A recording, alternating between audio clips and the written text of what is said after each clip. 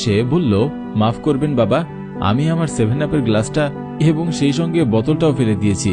আপনি একটু অপেক্ষা করুন, আমি আপনার জন্য বাজার থেকে নতুন বোতল নিয়ে আসছি।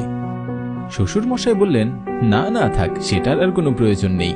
কখনো কখনো কিছু জিনিস খেয়ে নিতে হয়, আর তাছাড়া এই শরবতটা যথেষ্ট সুন্দর হয়েছে।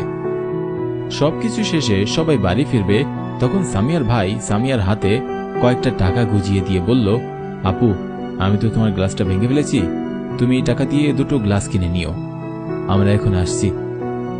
বলে সে চলে গেল।